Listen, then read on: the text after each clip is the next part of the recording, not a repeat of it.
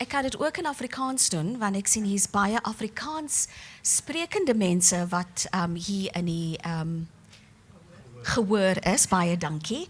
I must say that I had a conversation, very brief conversation with Beauregard Tromp on Friday, and he said to me, kan jy Afrikaans praat?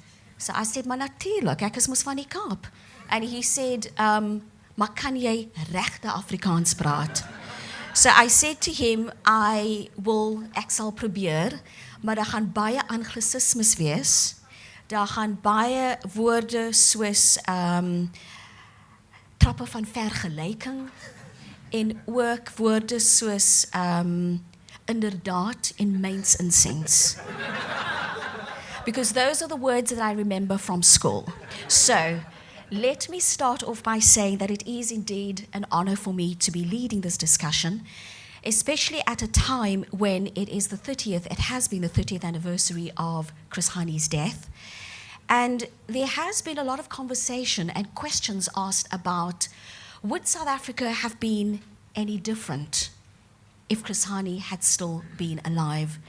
And then when one looks at the books written by Janet Smith and Beauregard Tromp, and as well as Justice Malala, they kind of answer some of those questions that particularly young people are asking about.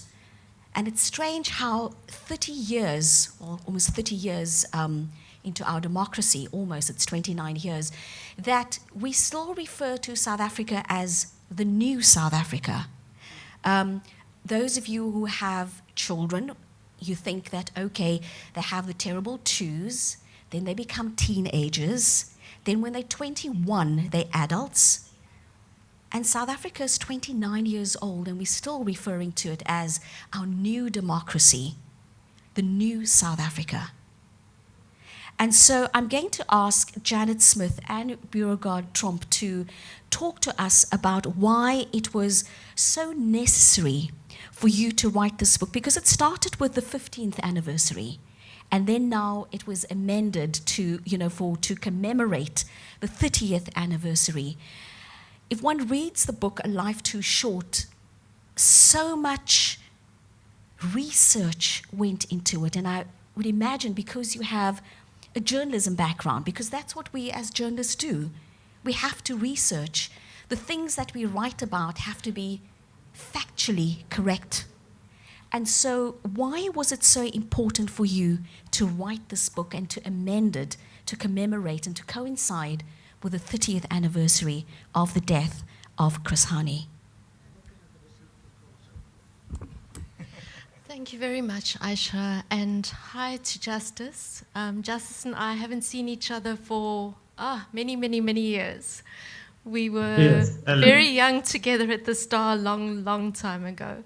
Lovely to see you, and an absolutely incredible book. Congratulations.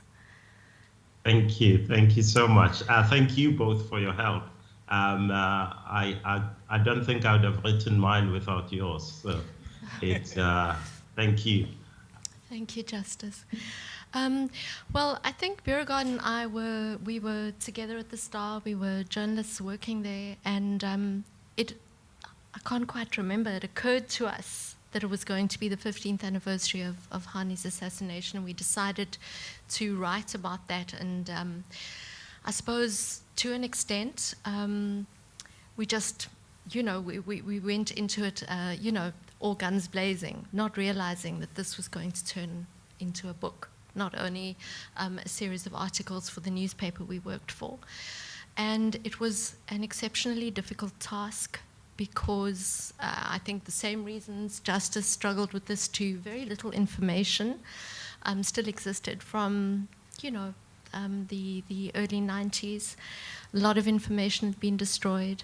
And so we had to go hunting and find people who knew him. And that was an exceptional experience for a journalist, for a writer. And 30 years later, we had to take a slightly different tack. Many people who we interviewed 15 years ago are no longer alive. We decided to take a different route and see where we are today 30 years after the death of Hani, and ideologically speaking, what is his legacy? And so that was really the shift. It wasn't that we were going to recapture the history. We needed to do something else with it, we felt, in 2023. My apologies, I have a bit of a cold. Yeah, just to add to that, what was fascinating about that process is that you would think that contemporary history of Chris Hani, of the struggle towards democracy, that would have been recorded, but much of it has not. There was a series, I think I might have mentioned it to you, The Road to Democracy, volumes of oral testimonies of people talking about training in Algeria, in Egypt, former Soviet Union, in East Germany, James April, I'll never forget these stories, the spy pen and all of these fantastic stories. But they were all oral histories. And, so we would sit down with people and they would tell us stories, they would tell us their recollections of Hani. And then they would give us names of 3, 4, 5 other people who we can speak to. And inevitably, 2 or 3 of those people will pass away that week, or they are at a funeral that week. And in that, you are losing the history of our people. And that created this urgency for us. So we were racing against time. And of course, what was written, it was kind of the newspaper articles of the 80s and 90s were very well, not the 90s so much, but the 80s especially, were somewhat superficial because they had no insight into the liberation struggle movements. So they would write these very silly stories, almost whimsical, fantastical people. But they were still there. And so I got to explore the archives at the Johannesburg Library, which is a great repository. They have a little train that goes down to this underground space, and it comes back with amazing archival stuff. It was amazing. And then the ANC, of course, itself has archives, which we were able to access quite freely. They've tightened it up quite a lot since, I believe. But that was also great, And then, of course, the people who have the memory and could tell us about what happened, who could offer us the Morogoro Memorandum, for instance, and then, and documentation. So, yeah, it was a fantastic journey. But also what's interesting in the book is the fact that you went back into, where he came from, this village in Koffenwaba, where he came from, traced his roots. The fact that as youngsters, we were told and always, people from the liberation movement was also always referred to as being, terrorists. And when one looks at Chris Hani in particular, when you read A Life Too Short, it just gives it puts a different spin on this man, a man who was highly educated, a man who loved the classics, a man who was not religious but spiritual, because he was often at odds with the church. And that's all reflected in your book. And I would, Justice, I think I was reading your book, fantastic, well done.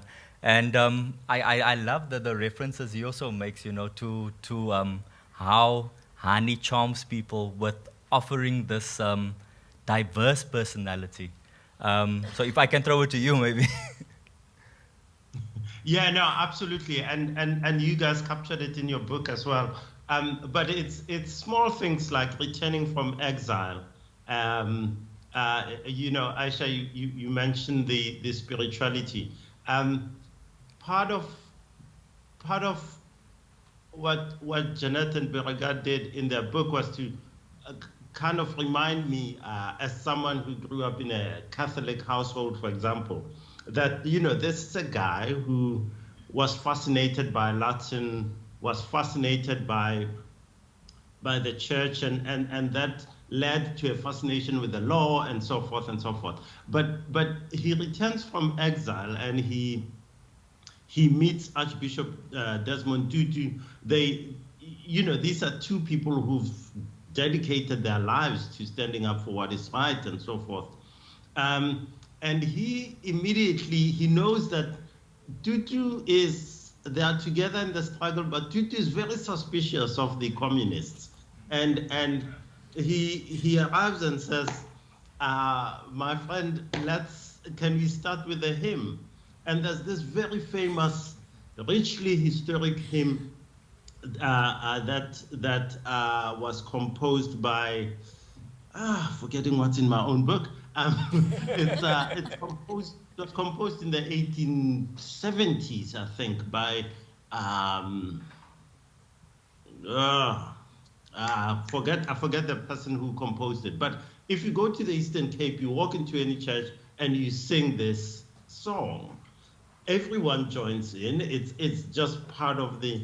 So he says, let's sing, and they start singing, and Archbishop Desmond Tutu is so enamored of this man, is so drawn in, and you know, there's other instances in which he, whether it's the first meeting between the ANC and the National Party in March 1990, where Chris Hani was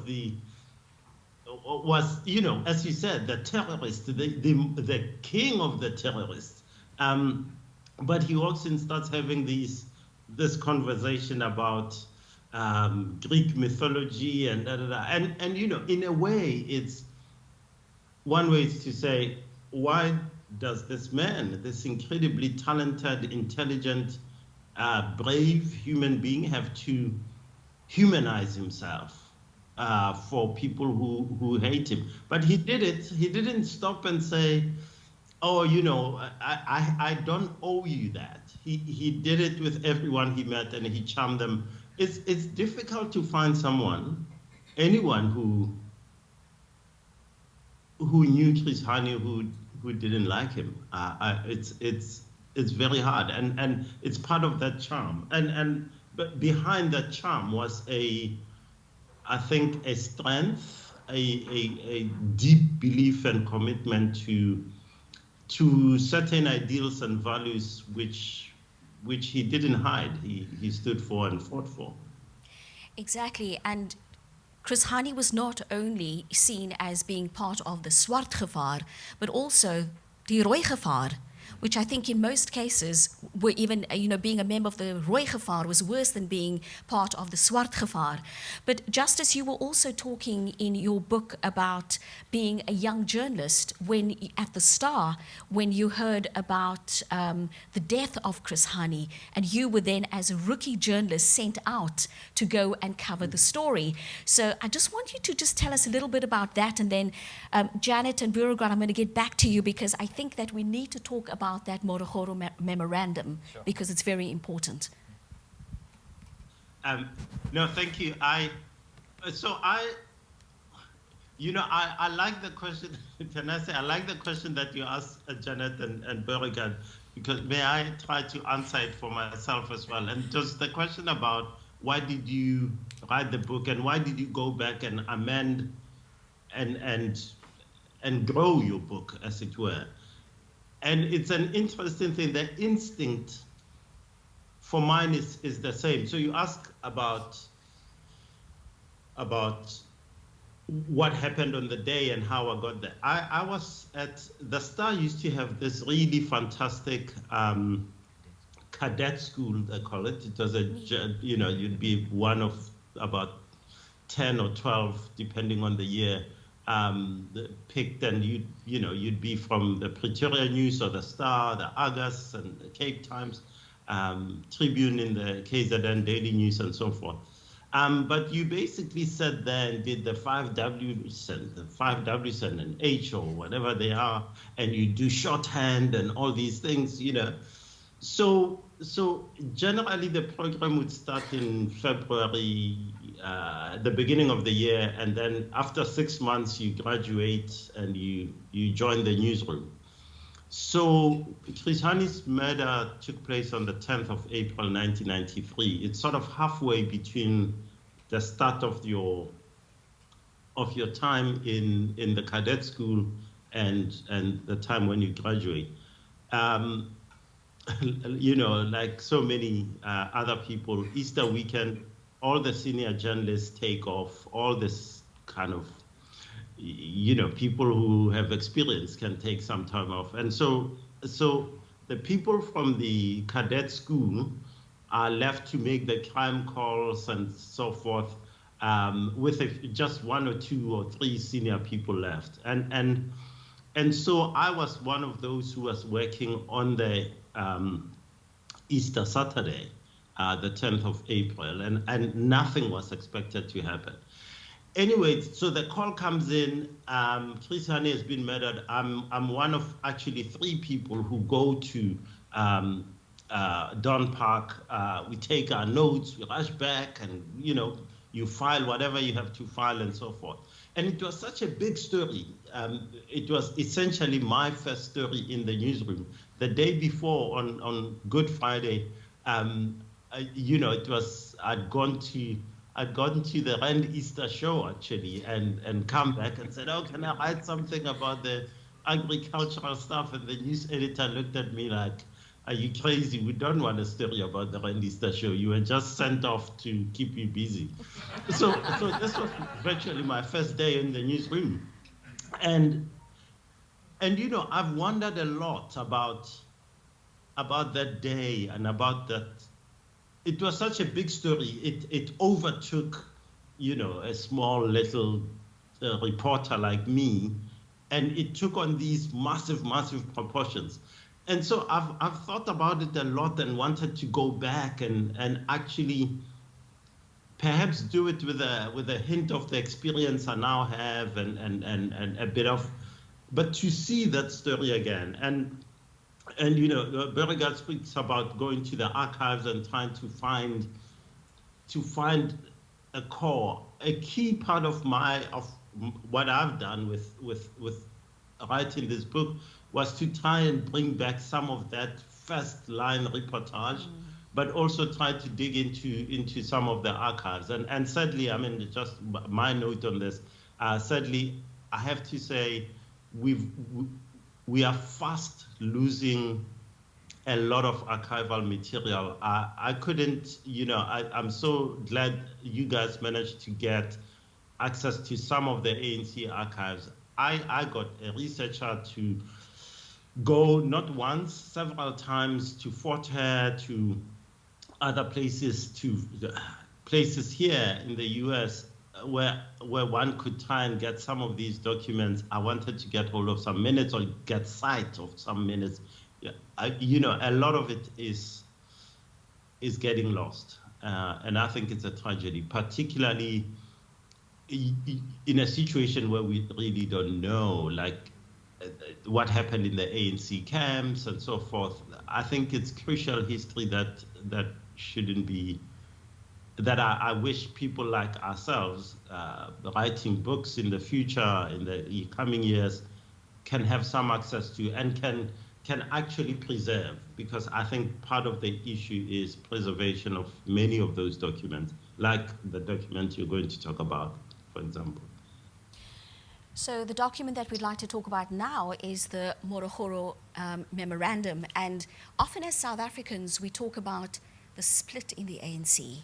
We talk about divisions in the ANC. It makes headlines, but it's nothing new, right? No, not at all. So one has to preface what happened in '69, Morogoro, with the fact that, remember, the ANC is a liberation movement. They have an armed wing, but it's a guerrilla war, yeah? Because you cannot go and attack the SADF in a conventional war. They will crush you.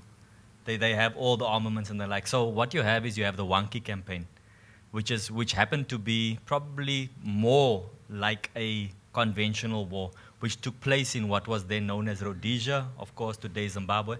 And you have the Zimbabwean allies of MK, and they together then confronted the Rhodesians with the idea that they were going to create a path to South Africa, and they're going to take on the Boere.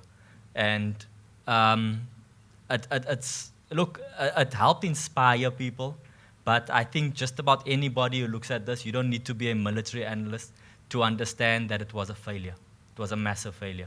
But they come back from this. There's no debrief. There's nothing, lessons learned, that kind of thing that you would do in a professional organization. And Hani and co are frustrated.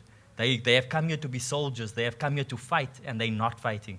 Instead, what they're seeing is people who are in it for themselves, people starting their own businesses, people who are corrupt and corrupting other cadres, people who are using the organization to make money. They're using the assets of the organization to make more money. They're thinking about self-enrichment. Sound familiar? And I mean, this is in the 60s, yeah? So Hani's there, but of course it's not only him, but they decide, him and others decide to pen what would later become known as the Hani Memorandum or the Morogoro Memorandum. I don't know, Janet, you want to pick it up from there? Yeah, I think what was quite touching about this story in the background is that when you speak to the men, there weren't that many women in the ANC at that time or at that senior level who were there with Hani and were there in the trenches. And they talk about the Morogoro document. The way that they remember it is, not the Hani we remember, because when Hani was assassinated, he was 50 years old.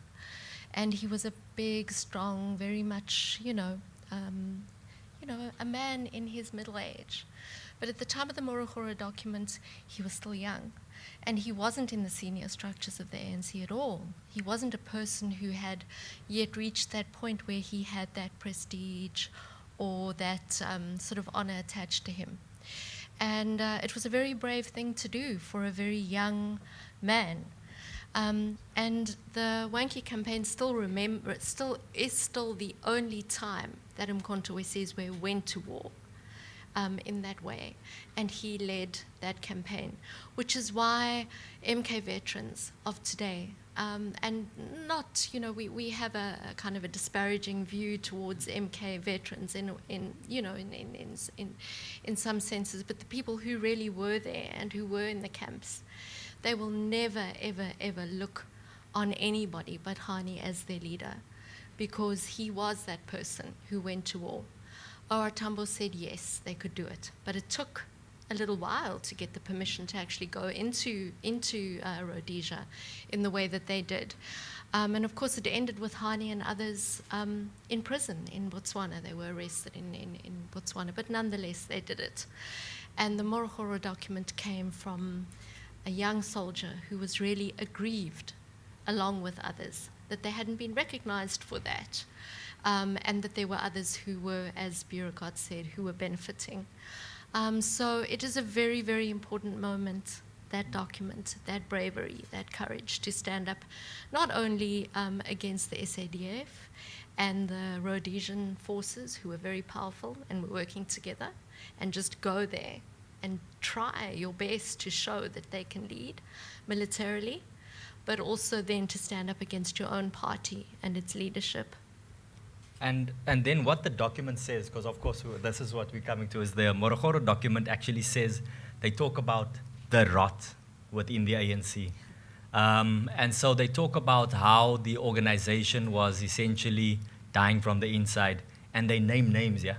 They go for them. Joe Modise, the first Minister of Defense in a democratic South Africa, they say, nah, he's top of the pile. This guy, he's corrupt, he's stealing money from the organization, he's enriching himself. What the hell is Thabo Mbeki doing, getting a scholarship to go and study in the UK? Wasting time, wasting money, and he's just taking names. And you can't do that kind of thing even back then. But he does it. But it's not him. Let's not, we single out Hani, because he's seen as the leader of this group. But there were 7 signatories, if I recall.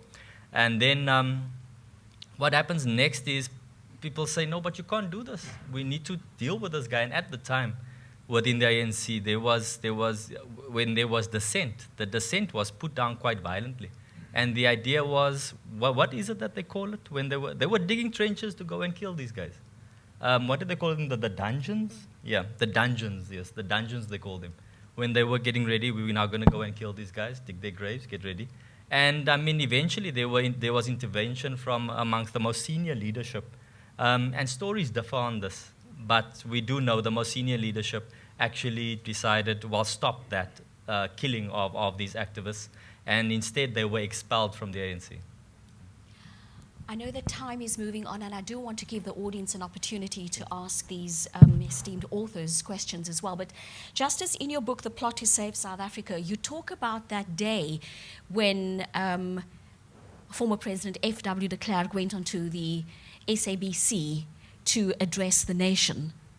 And when he talked about Chris Hani's death and basically wanting to calm tempers. And then later, we saw Nelson Mandela also on the SABC. And for me at the time, it was as if Nelson Mandela was the statesman. And you refer to this in your book because your book is about the plot to save South Africa. And you talk about F.W. de Klerk and Nelson Mandela. But at the same time, you talk about how Chris Hani was so close to Madiba, close to Madiba's heart. He was like a son, not like a comrade. Madiba treated him like a son. Can you just expand a bit on that? Yeah, yes, thank you. Yeah, so there were, I think Chris Hani is also a complex character, and I'd just like to say, so you know what Beauregard said about the Morogoro document for me, and them standing up and saying, you know, we put our lives on the line and so forth. They came back and, you know, one of the reasons why that whole Wanki Spolilo campaign was such a disaster was that these guys were sent off to face off against the Rhodesian forces. They didn't have enough food, for example. Their logistics, their maps were outdated. So they have to face off against this very notorious army, and they essentially, I think Beauregard, there were 52 of them. Half of them are wiped out very soon thereafter.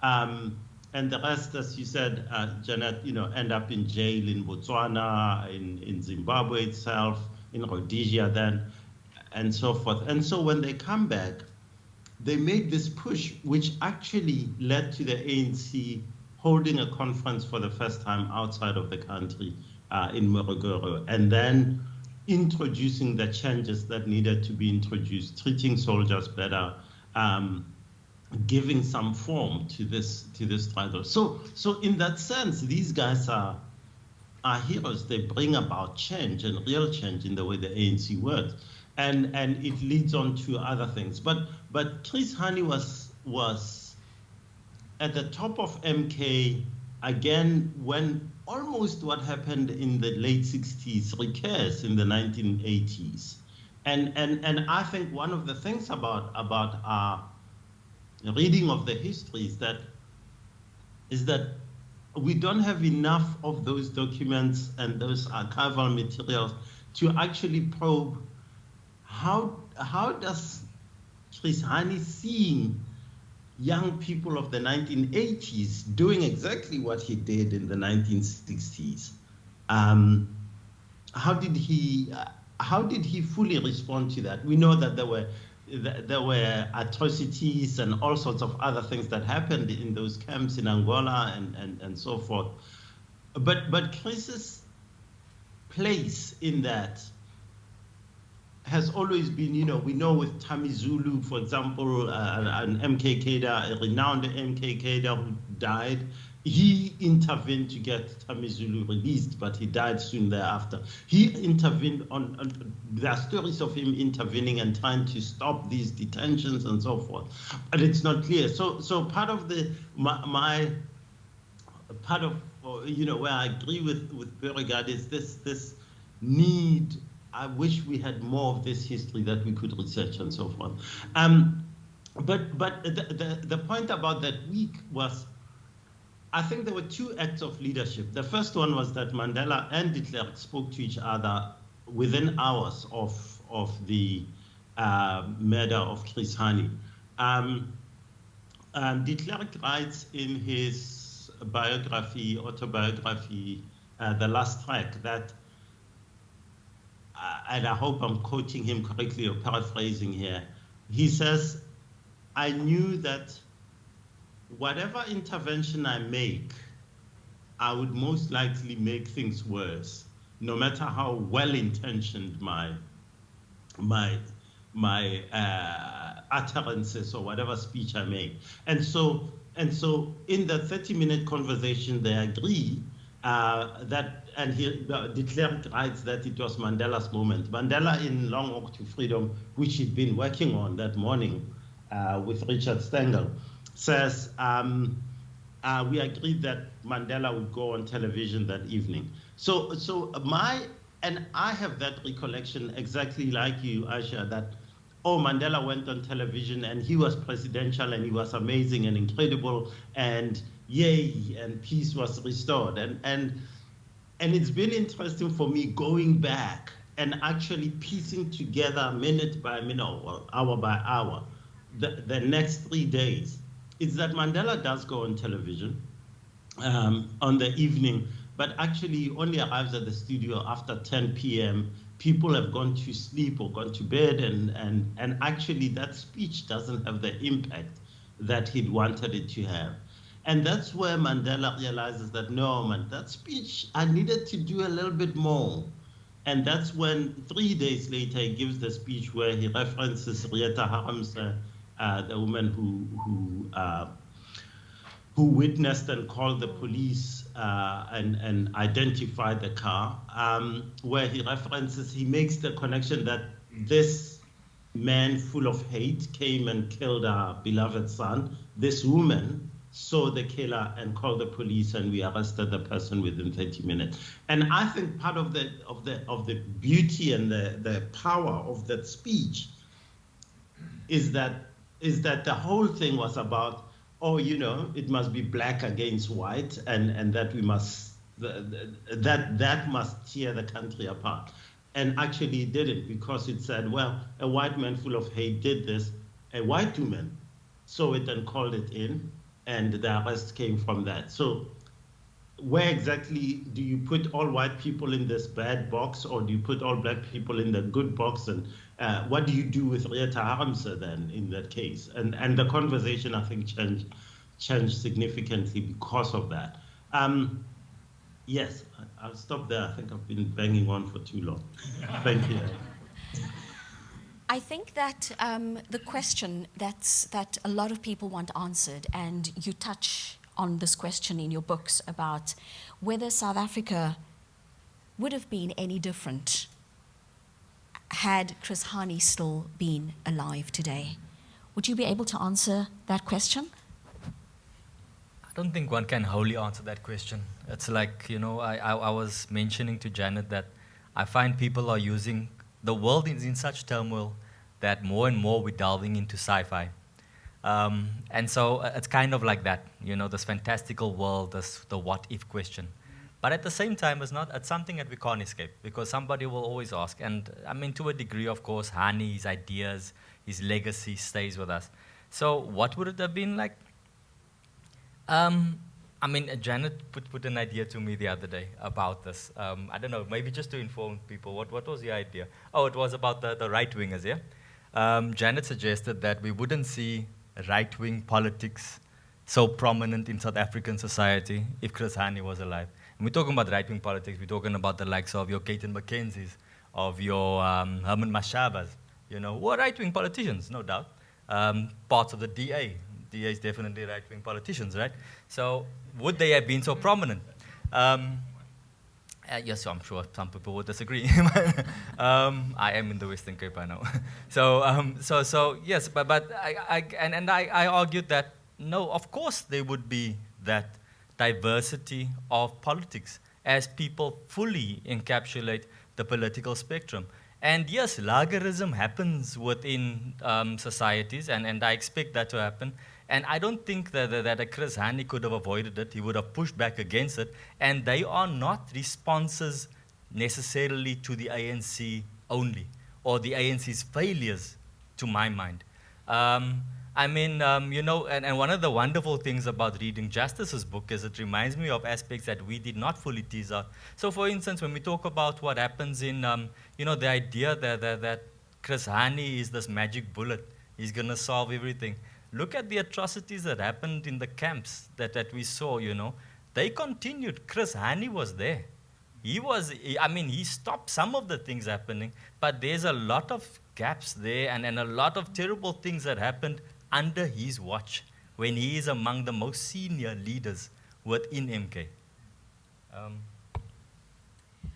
Yeah, I think, I think that the disquiet that we feel immediately, from the audience here when we talk about right wing is very interesting because we've become very racially, we were not only racially polarized in the past, but the race hate from white people was, I was born in 1967. I have a very clear memory of being a child under apartheid. But now when we talk about right wing, we're not talking about the AVB. We're not talking about, we have shifted. So really what Beauregard is talking about is, right wing of, what we've seen in Brazil with Bolsonaro, what we've seen in Hungary, what we've seen in Italy. And we do have that existing in our politics today. Perhaps we would disagree, but certainly there would be some people who would say that the Patriotic Alliance, that Action SA with the xenophobia, with definitely a kind of a populism that is right wing. And so we have made those shifts, and the discussion that Beauregard and I were having was that if Hani had, had he lived, had he been able to carry forward what was really essentially, the Roy Gevaar, a socialist objective, which the ANC will tell you is still there in its policies. They will tell you what they needed to reach was the point that they are at now, which is, kind of high capitalism, and then they're going to ensure that socialism happens. And I think we're all clear that the ANC alone is not going to do that. But certainly that was Chris Hani's intention. So I think we might not have seen, the Patriotic Alliance and Action SA emerging. There may not have even been an existence of those kinds of movements in our society had we had that socialist society. Hence the interview with Malema in our updated book. We wanted to hear what Malema, who is a very important politician in South Africa today, had to say, considering that Hani was a hero of his first hero. So yes, there are interesting developments in our society 30 years later, and we balk at that idea that we have right wing and they're not white. But it's, it exists. It exists. The left wing has emerged in Greece and in other places. But I guess we always think about things in terms of black and white in South Africa, and we've gone past that, and we need to exceed it intellectually. Well, I guess also, when Nelson Mandela was released, and when he made that iconic speech, just hours after he walked out of the prison gates at Victor Verster, he said, "I stand here before you as a humble servant and not as a prophet." And I guess it's also unfair of people to say, if Chris Hani had been alive, this would have happened. If Chris Hani had been alive, this would not have happened. And of course, the question again comes up, would the ANC have been as corrupt as it is today, Justice?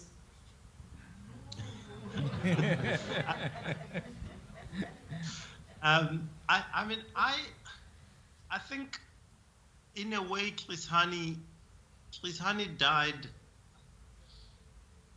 1993, it's before anyone in the ANC has access to the Mercedes-Benzes, the perks, the assistants, the reach that our leaders have. So he's frozen in time, and all of us can make of him what we want. So I can stay here and say, he said, the ANC will be corrupted by the wealth and power and so forth. And look, it's happened and so forth. I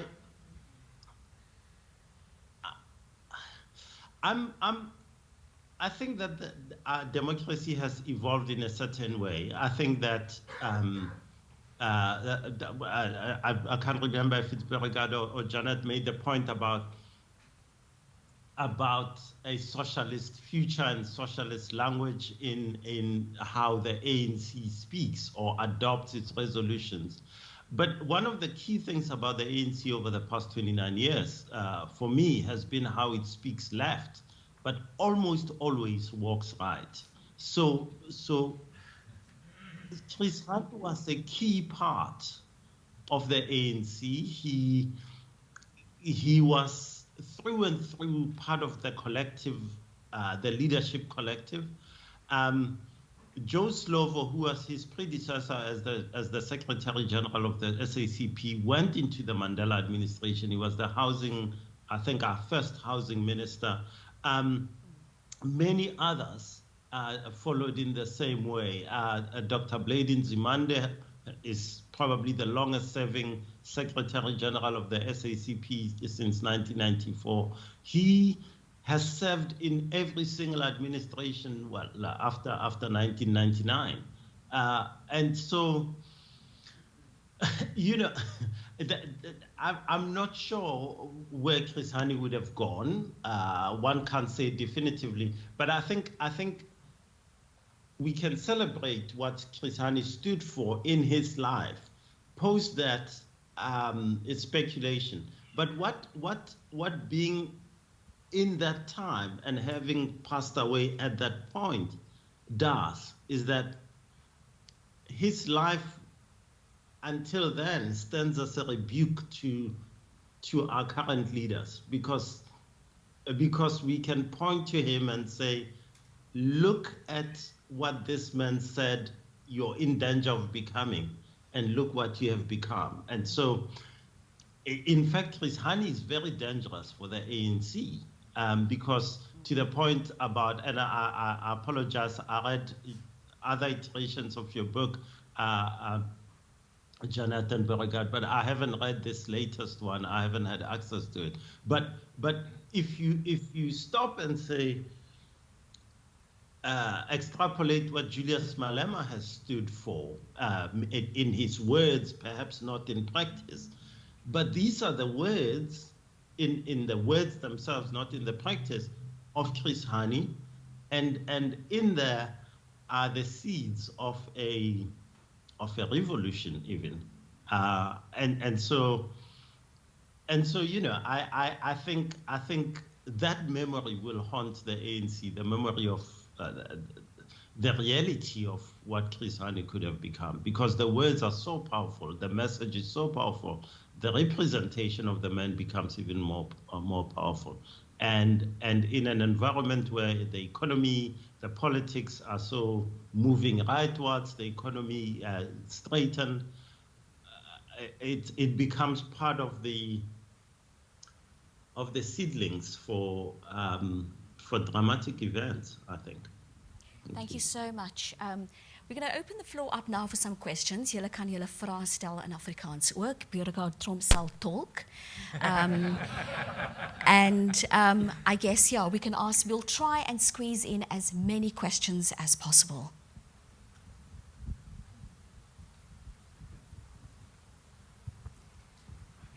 Thank you. I would just say, Janet is very courageous wearing that color dress. Think about it later. No, if I may ask, thank you, me too. It's about, you mentioned the name of President Becky.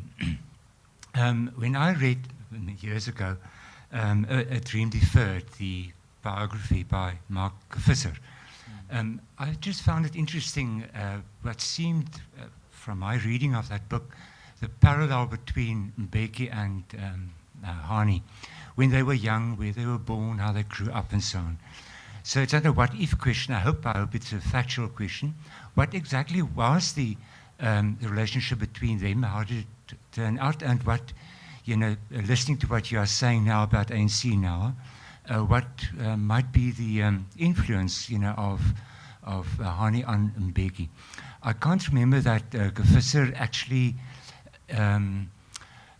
expands on that relationship.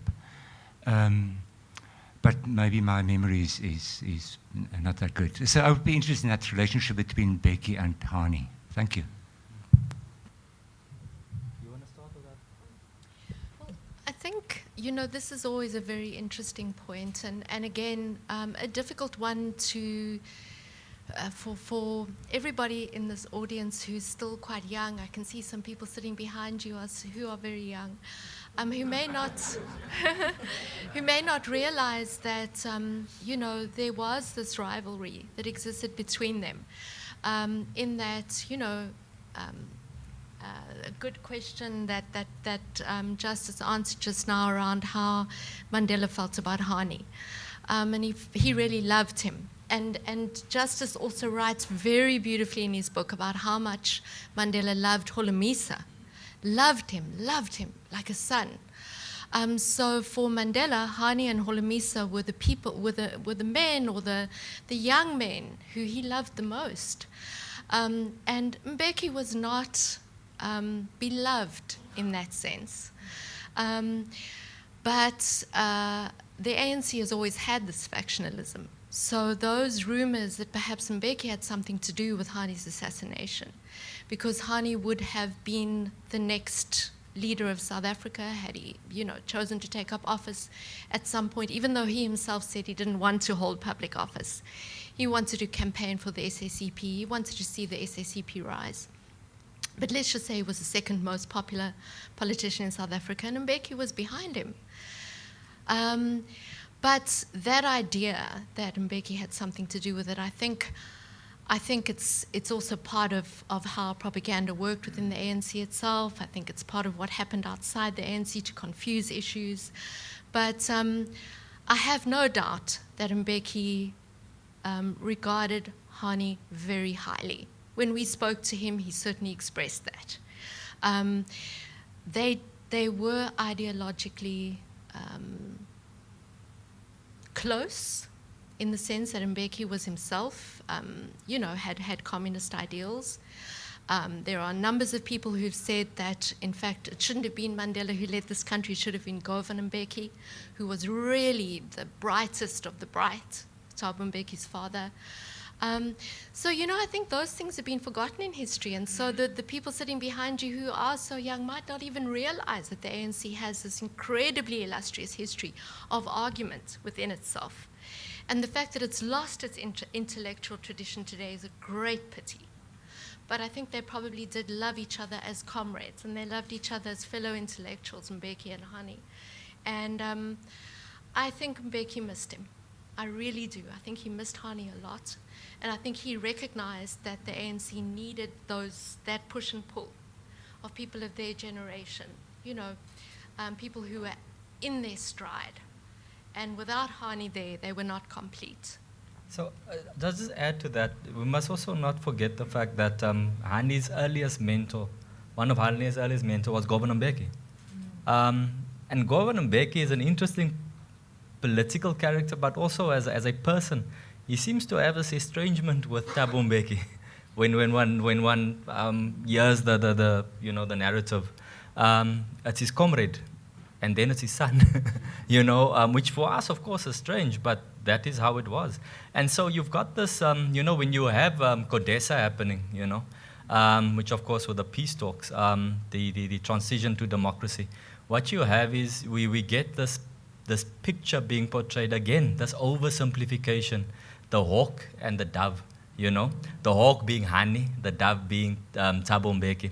And so when we have this, even before that, then when we're moving towards peace negotiations, Thabo Mbeki is intimately involved. This is O.R. Tambo running things, yeah? And he's actually saying, go and have a talk over here, Hani, make sure that we're ready to go to war over there. So you have but of course that is an oversimplification in itself. But so Hani is caught unawares when negotiations actually start in earnest. So personally, the one thing that I found quite interesting was that I always felt that there was maybe, I don't believe that there was really this great tension between Hani and Mbeki and Thabo Mbeki. But I do think that Hani, if he maybe had, he wished maybe that he could have had some of the opportunities that Thabo Mbeki had. Because Hani really, he craved for that intellectual engagement. He wanted to speak and be in the space with scholars, not only to talk about resistance movement, liberation and the like, but his love for the classics, his love for, he took every opportunity he could to talk about that, whoever knew about those things, and he would have very deep conversations about that. And those are, of course, the opportunities that Thabo Mbeki enjoyed as somebody who comes from a middle class background. Which Hani did not. And I guess you're talking about Chris Hani being an intellectual and loving the classics, and it reminds me also of conversations that he may have had with Dr. Paulo Jordan, or rather Paulo Jordan. But on that note, sir, you had your hand up. Baie dankie. Ekskuus, mag ek my vraag in Afrikaans stel? U mag. En mag dit meer ordinair as intellektuele verwysing wees? Ek is baie nuuskierig om te verneem watter uitstaande of treffende inligting het julle ontdek, spesifiek met betrekking tot die laaste 3 jaar van sy lewe, toe hy nou in Boksburg gaan bly het. Ek is so bly, meneer Malala, you mentioned the neighbor who telephoned the police on the to notify the police of the incident. Maar ek is nuuskierig om te verneem watter interessante inligting het julle ontdek rondom sy laaste 3 jaar toe hy nou in Boksburg gaan bly het, toe hy nou daar begin leef het. Want ek is baie nuuskierig om te verneem hoe hy daar geleef het as 'n mens tussen binne daai buurt, en hoe hy nou, toe hy daar leef, binne sy organisasie, die communistiese party en ook die ANC, hoe hy toe nou daar, wat 'n moontlike, jy weet, hoe het hy toe daar geleef, en binne sy organisasies begin optree, wat was daai invloed moontlik? Dit is nou nie intellektueel daarbo nie, dis nou ongelukkig nou net hieronder.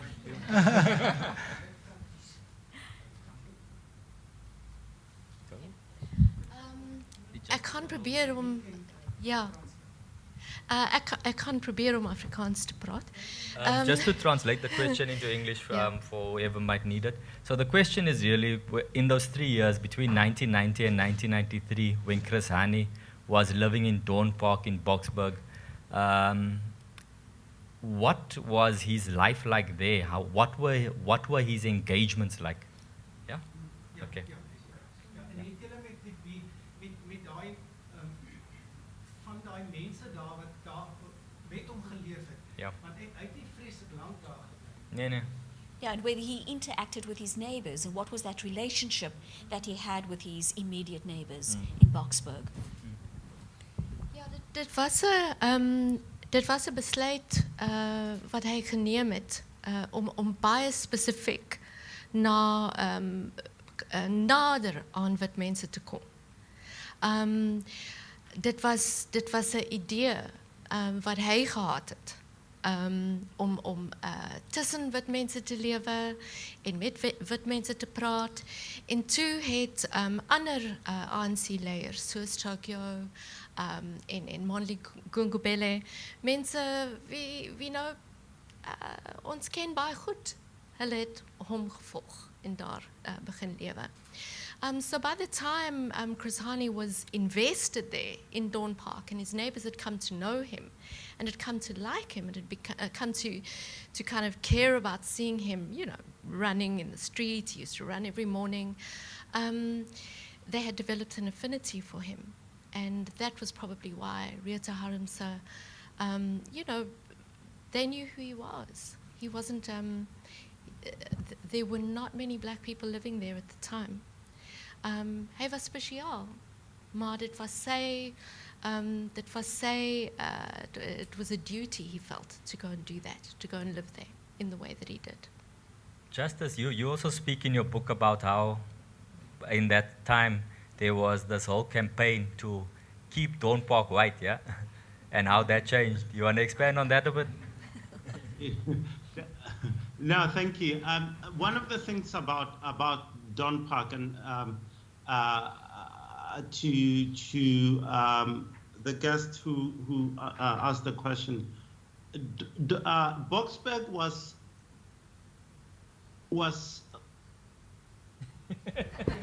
It's not a place where you would settle normally. no, it was a place until 1990. The Conservative Party had won successive local municipal elections.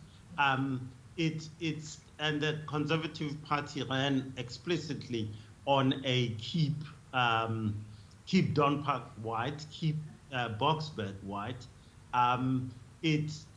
To the extent that even by 1989, there was one private school established by American companies that the local council was trying to shut down because even by then, it did not believe in any kind of racial reaching out of any sort, and fought to push back against any of these. For me, Dawn Park was interesting because it wasn't just the Hani family that was moving in there. If you think about Tokyo Sexwale and his wife, they moved there. There was a window. So Janet, you might have known John Kwelane, for example, who worked at the Star. So a black middle class had begun to have the opportunity through one particular estate agency to actually buy in this one suburb, a neighborhood. And so you had quite a few people like the John Kwelanes, the Sexwales, the Hanis. There were some nurses, some basically professionals. Mondli Gungubele worked as a union organizer, but before then he'd been on a mine working as a nurse, and so these were people who had access to a bond from the banks or via their workplace could mobilize the resources to do it. So it was a neighborhood, a suburb that was changing, not hugely. I mean, the majority of residents were white, but it was an interesting movement that was happening in Dawn Park. And so one of the key things, and you mentioned it earlier, was Chris Hani jogging, and because he was always so charming or voluble, spoke to people. You know, one of the things that people always mention was that he'd always say, "I want to lose some weight before freedom comes." So you know, he became a regular sight in the neighborhood. You know, him and Tokyo Sexwale in their tortoise shell, I think that's how you guys described it in your book, the tracksuits. And that's the tracksuit that, incidentally, both of them on the day were kind of wearing. That's what their little running club would do, running around the neighborhood. And so, in a way, I mean, it's a surreal. I like that question because you imagine this communist, this fighter against oppression, against apartheid, and here he is in Dawn Park, predominantly speaking the language that people would say is the language of the oppressor and so forth, and he's there, and he embraces it, and he kind of becomes a feature in the neighborhood, despite the history and despite all these things. So it's a surreal thing to imagine, and what those 2.5 years of that family living there were like. But they made it work. They seem to have established, relationships with neighbors, with people around them, and with their comrades who were moving in there. Some of the witnesses to the events of the day are people that they had, Notolo Grootboom, who was a Xhosa news reader and one of the first people, if not the first person on the scene, was a neighbor. So it was changing. It was changing, but the suspicions of our country and fear of other and future were certainly definitely there. Okay, we are running out of time, but I think that maybe we can go a bit into injury time. But I think that the word that Justice is looking for to describe Boksburg at that time is probably verkrampt. Would that be the right Afrikaans word? All right. Your question, please. Hi there. I read both your versions of your book, and I thought that it was brilliant. I grew up in Pretoria in the early 70s, and later on when I moved to Cape Town, I was lucky enough to meet guys like Jeremy Very and Andre Lincoln, who taught me about what the rooi gevaar actually meant, and who Chris Hani was and what he stood for, and that he was the commander of Umkhonto we Sizwe. And through your book, I learned a lot more as well. And but what I took away from that, and I just would like to share my opinion on it, is that and a lot of people's perception of the rooi gevaar is danger, terrorism, and communist rule, etc. When Hani's methodology, I think, was more of a Trotskyian ideal, where we take all of our people that have been suffering in poverty and just give them a fair step up so that they can have access to basic human rights. And later on, a year before Commander Hani died, I had the opportunity to meet him, and that's what his spirit was all about. And I just wanted to say I learned so much from your book, and thank you for putting this history out, because I believe today our country would be a lot different if he was alive. He wouldn't have put up with all this cronyism. And you did mention earlier on that he had that opportunity to show himself as a leader during the camps. I don't think that, I think he would have made a massive difference later on in a political position where he could where he could run a political administration and push for progressive change and making sure that people don't take advantage of the parastatals, etc. I did want to ask one question. Through all your research that you guys have done,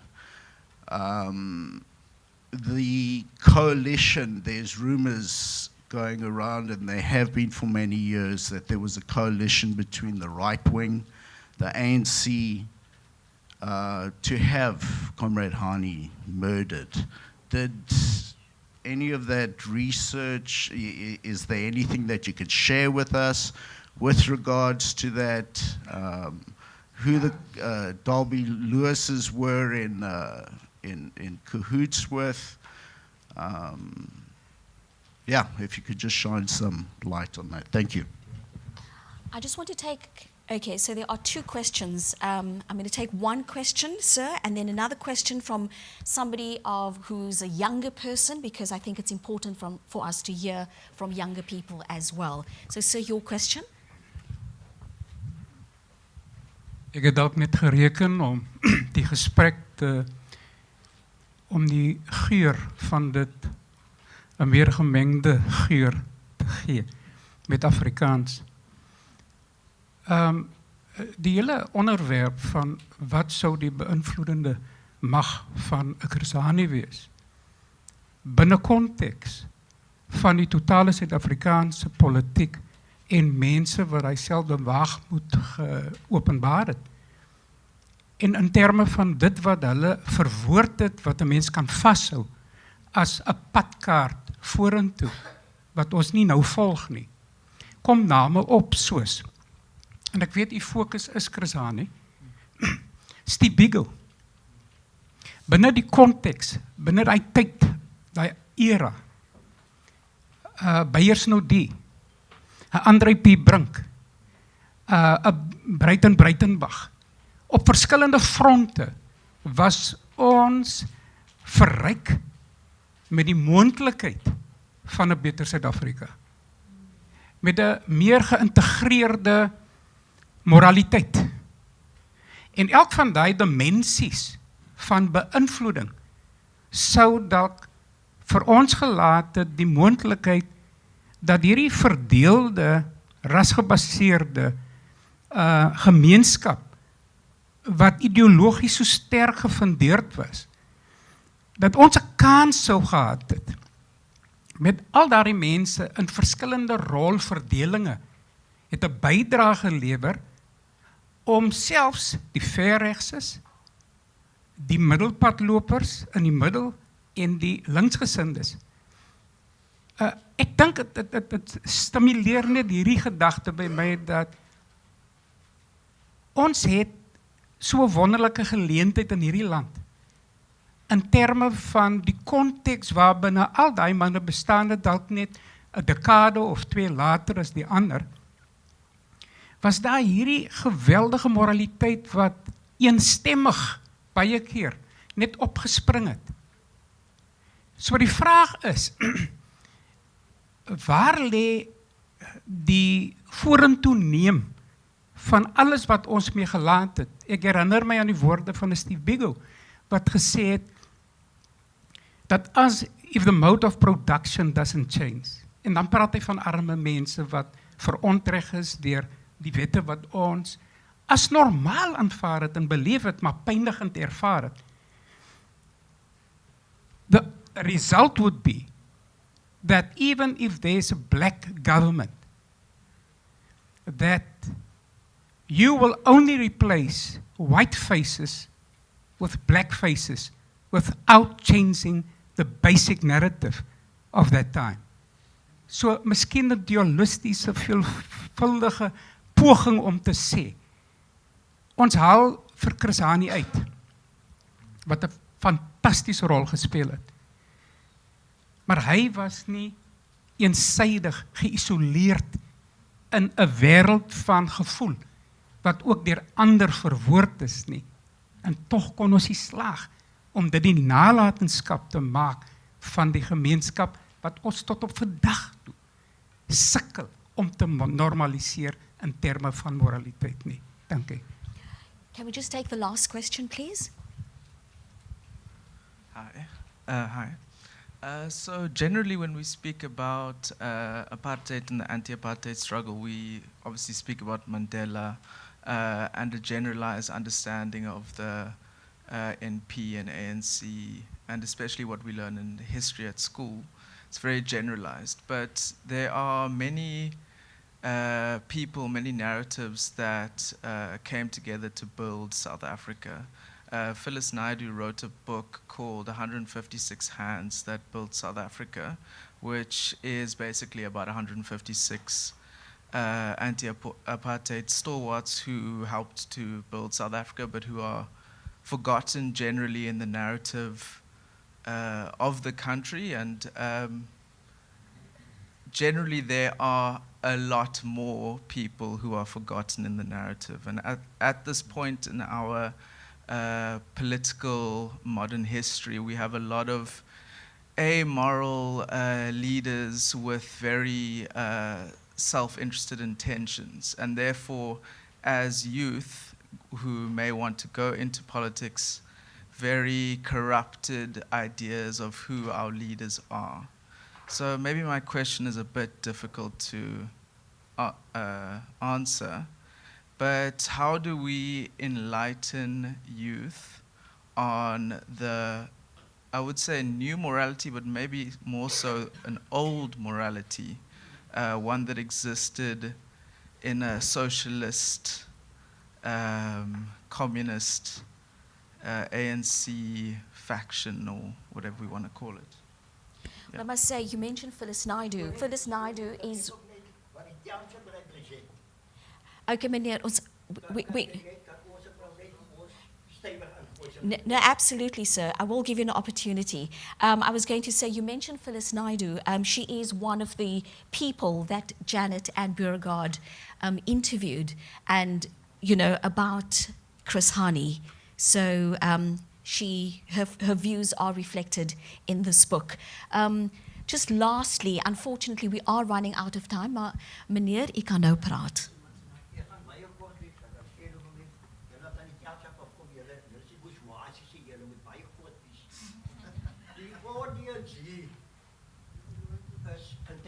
Academics, nee?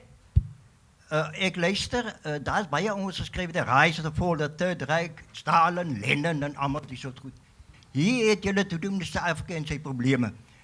Die verandering en die oploop na, die goed dat julle nou praat, Hani ingesluit, Steve Biko en allemaal die, het opgeloop tot op 'n klimaks. Die ANC, Kusatu, die Communist Party, het dit nie tot daar gebring nie. En die oploop was die verkiesing. Wie het dit sukses van 'n verkiesing in 1994 teweeggebring? Beauregard. Dan ten tweede, julle is maar nou journalists. Gewoonlik sê journalists, hulle doen research, fine. Ek doen research, want ek doen land restitution. So, die land brand, het ons destijds gesê, nee, kan jy nou struggle. Die land vergaan, as die krag, hoe lang gaan julle nog sit met krag? Daar is die water nie daar. Julle sê, nee man, los die vir Cyril Ramaphosa, los die vir die councillors, los die, daar is strukture. Ek was 'n councillor in die transition period van die liberation. Kyk, ek kom by die UDF uit. En is 'n organisasie wat hulle subtly stadig dood laat gaan het. Nee, nie sy eie creation nie, want hy 9 provinsies gehad, en in 9 provinsies was daar executive, prominente, gevestigde mense, soos julle weet het mos. So kom ons gaan vorentoe. Nou, dit net te doen met julle 3 wat daar sit, die hele audience. My people are destroyed through a lack of knowledge. Julle deliberation, knowledge nodig nou nie. Nee? Ek gaan julle nou iets sê, ek weet nie van wie van julle is ideologisch atheïste nie. Maar net God kan uit chaos orde skep. Het julle die punt? Kyk in julle geskiedenis, gaan terug na die Egyptenaars, wat so baie prominent op die diep kom. Terug na julle werklikheid toe. Kyk hier. You can fool some people some of the time, but you cannot fool all the people all the time. Nou gaan ek vir jou sê, die township brand van wat? Van drugs, drug pushers. Wie is verantwoordelik? Wie maak wette? Hoe moet die wette uitgedaag? Ek is op die gemeenskap poliesforum.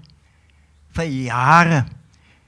Ek as 'n man van amper 82 jaar, skaam my vir mense wat by einkoms, gryskoppe, intellectuals, professors, of hulle van Stellenbosch of van UCT. Mense, julle moet wakker skrik, julle wat kan denk, En die volk red. Die volk het julle gered. Wie was die volk? Die township. Julle weet wat in die township waar mense stem is by die stembus. Toe by wie ons stem, toe stem ons vir die ANC. En julle het nou die ANC in stuk vir stuk uitmekaar het geskeep. Wat gaan julle in verband met dit doen? Baie dankie. Baie dankie vir u tyd, meneer.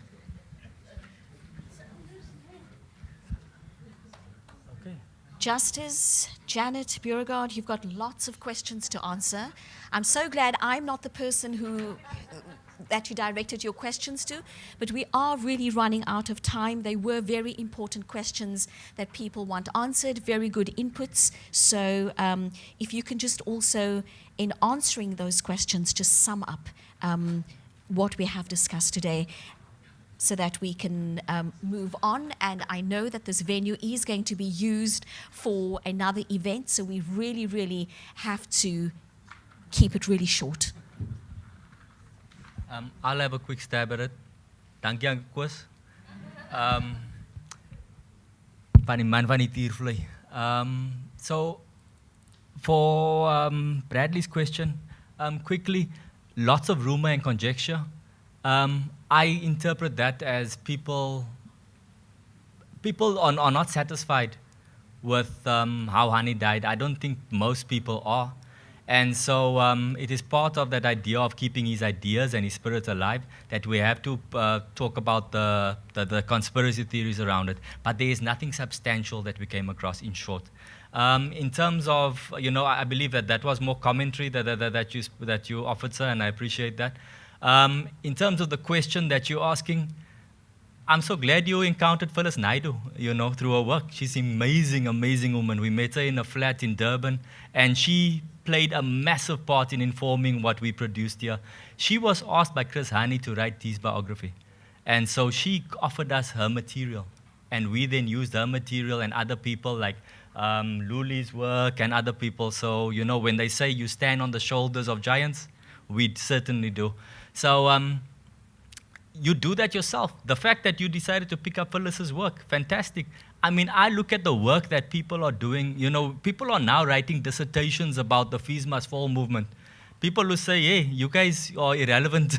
We will be our own leaders, Respect, You decide for yourself, because some of it is noise. You're absolutely right. And you have to actually cut through that noise. And you can't be instructed as to who you should be listening to. And it sounds like you're on the right path to make some good decisions there.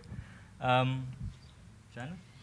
Yeah, just, very, very briefly, I completely agree with Beauregard. It was wonderful to have these inputs from all four of you.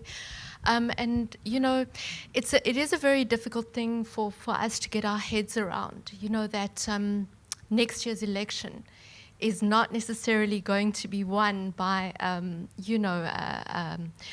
a side of South African politics that is supported by, the private sector and by big business and, kind of liberal, that sort of liberal intent, which is, probably very well intentioned, but could very well be won by the side that Chris Hani probably would have supported, which is a part of the ANC, since we know that the RET faction is effectively being quelled. So there will be another side of the ANC that could emerge and could work together with the SACP, which is probably otherwise going to leave, together with Malema, together with others, and bring about that sort of worldview that Phyllis Naidu, that Steve Biko, that probably to an extent, Beyers Naudé, a great black consciousness advocate, would have wanted. So I think the issue here really is something that Beauregard and I argue about from time to time. Who controls the media? So the left wing, which would be the SACP, Malema, and so on, effectively the mainstream media are not keen on those people and on their worldview. So we also have to decide for ourselves. We have to read broadly. We have to ask questions. We have to make sure that we are present in our society. And to that extent, I just want to reiterate again that Justice did an absolutely exceptional job, because what he did was tie up so many threads for us that carry forward and tell us what really happened, that Mandela's real wish from the very get-go was for the society that, you know, that Hani also envisaged. You know, we want freedom, but it's come at a terrible price. Excuse me, we're going to lose Justice very shortly. We've got 15 seconds about. Okay, Justice, 15 seconds. Just on the conspiracy theories, the ANC is in power. It's been in power for 29 years. If we really wanted to know what happened to Chris Hani, the ANC would have done more beyond the TRC investigation. And it's not just Chris Hani, it's so many others who lost their lives and their murders have not been at all investigated. So it's really painful to see all these inquests being held, brought by families and not by official sources, because the perpetrators did not go to the TRC. At the heart of the investigation into Chris Hani was a security policeman who keeps on popping up in the inquests of many, many people who died in detention under security branch interrogation. So, you know, the ANC itself should be held to account for the fact that actually there are so many questions still outstanding. And on top of that, it is these questions that are breaking the ANC apart. If you look at Cyril Ramaphosa, he gets accused of, oh, you rose up because Chris Hani was murdered. Thabo Mbeki, you rose up because Chris Hani was murdered, and so forth. Is this an organization that really wants to get to the bottom of what happened? Was there a wider conspiracy around the murder of Chris Hani? You know, I think the ANC should stop playing victim on this one and actually stand up and be counted. And on that note, Justice Malala, thank you so very much. And thank you for being a fantastic audience. If you haven't had your answers, if you haven't had your questions answered, please go and buy A Life Too Short, written by Janet Smith and Beauregard Tromp, and of course, The Plot to Save South Africa by Justice Malala. Thank you very much and God bless.